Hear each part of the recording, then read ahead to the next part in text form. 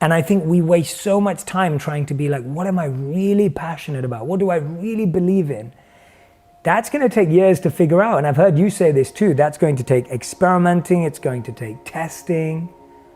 But the thing you can start with right now is the simplest form of, what am I curious about? What am I interested in? Let me take a course on that, or let me take a seminar on that, or let me go and try that, or let me shadow someone who's done that. And that experimenting process is the only way to unlock your passion. So to me, that's step one. The other way of approaching your passion is through compassion. So actually, a lot of people find their passion through pain. They find it through pain that they went through, pain of someone that they loved and lost, pain of someone who went through a physical ailment in their life or something that they went through. And then that becomes their passion, that they've seen the worst horrific type of pain and they never want to see it again. And that becomes what illuminates their passion to them. And so compassion is another way, and actually sometimes a simpler way, because we all know what pain we don't want to feel again, and we all know what pain we don't want someone else to feel again. Why do you think so many people struggle with this, and why do they struggle so much to find the answer for themselves? To answer in that order, I think we care so much because deep inside of us we know that meaningful work has a reward. And I think we know that because we know that meaningless work has no reward. And I think everyone at some point in their life has done some form of meaningless work. Whether that was you tapping away on the buttons in a corporate company, whether that was you doing paperwork and filing an admin for that office job you did one summer, or whether you were flipping burgers and doing, frying fries or whatever it was. Like, everyone's done something that didn't satisfy them. And by the way, all of those things I've just said could be really satisfying to someone else. And that's the crazy thing about passion, that it's not linked to a particular activity for everyone. It could be completely different. There's a great study from the Yale School of Management that I talk about in the book.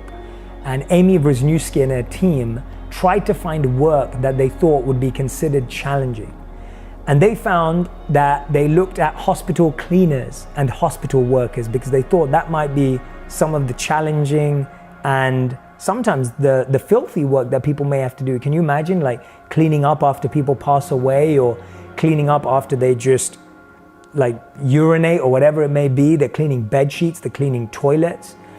And so they asked some of the people that worked in these hospitals to define their job. Most of them, as expected, said meaningless, insignificant, low skilled, and basically they read their personnel manual.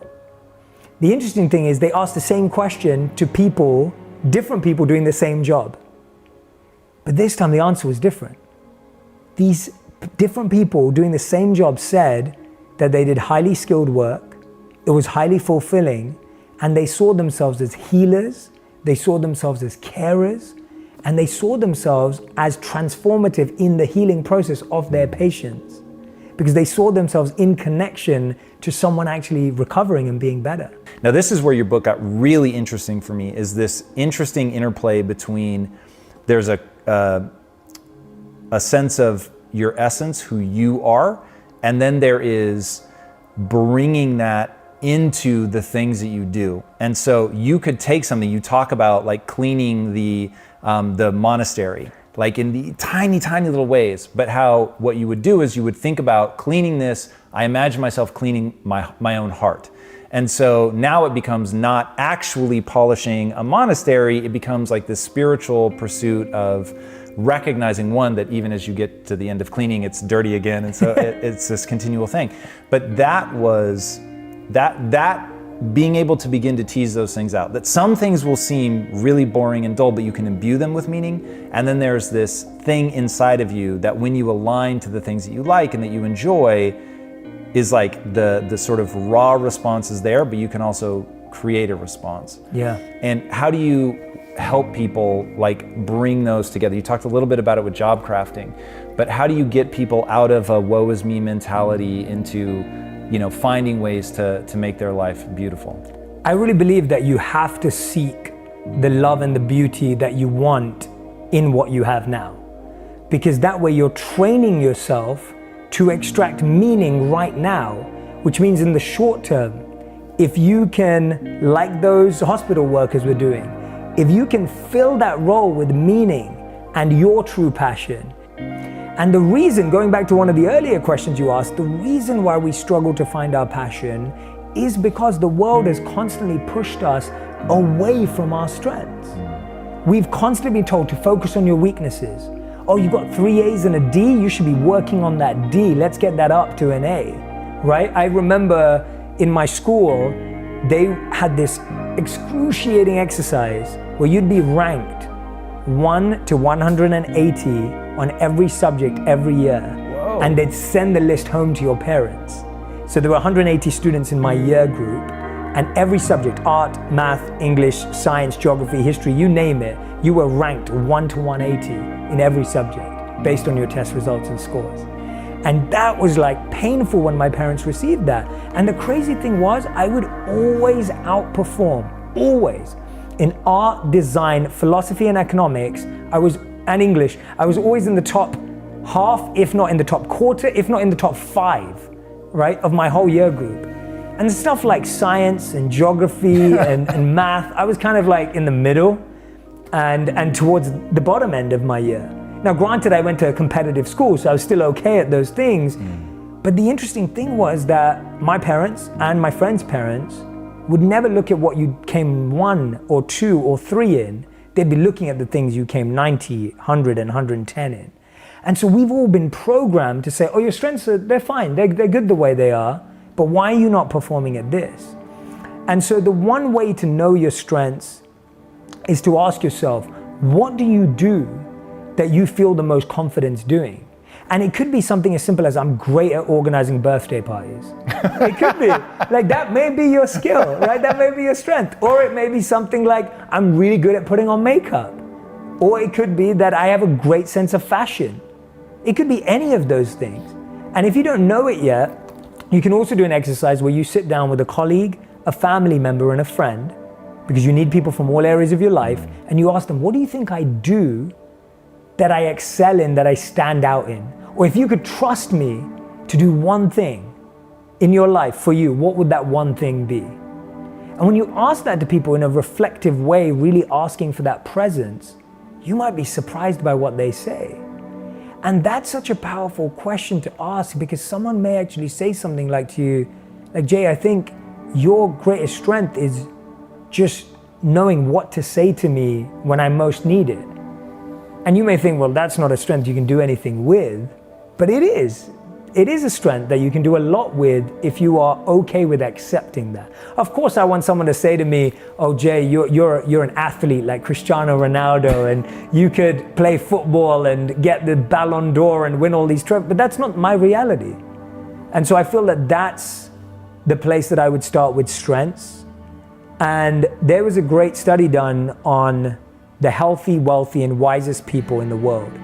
And they were asked, if you could invest in what you're good at, you're average at, or what you're bad at, where would you put your money? And so if you take 100%, how would you divide that as a ratio? And if you ask this, I want everyone who's listening and watching at home right now to do this exercise. And you may write down 33, 33, 33, you may write down 40, 40, 20, you may write down 10, 10, 80. Whatever you write down, the most healthy, wealthy, wisest, successful people on the planet will say theirs is 100, 0, 0 or 80, 10, 10. They go all in on their strengths because they know that if they go all in on their strengths, they can become exceptional at it. Now, here's the caveat. When it comes to your hard skills, focus on your strengths. But when it comes to your soft skills, focus on your weaknesses. Now you gotta tell me which is which. Yeah, so hard skills are things like Excel, math, product design, using a video camera, script writing, speaking. These are all hard skills in the sense that they're very clearly defined, very tangible. You can really measure them. It's almost like a skill that's measurable. Your soft skills are like emotional intelligence, listening, compassion, empathy. These are all soft skills or considered soft skills. And those are where you focus on your weaknesses because they can actually end up tripping you up while you're trying to become the best at doing the hard skill. So you may be the best videographer in the world, but if you don't know how to listen to your community and your team, then no one's going to want to work with you. Here are 3 signs you're struggling with a lack of purpose. Number 1, you feel pressure to know what you want to do with your life. Number 2, you've lost interest in your own life and feel disconnected. Number 3, you don't know what your skills are or you feel you lack them. Hope is not lost. You can get through this. Having purpose and meaning in our lives helps guide us through the ups and downs and create structure in our day-to-day life. That's why I've partnered with Calm, the leading app for mental health and wellness. The app has a library with thousands of meditations, songs to help you relax and focus, and sleep stories to help you get a good night's rest.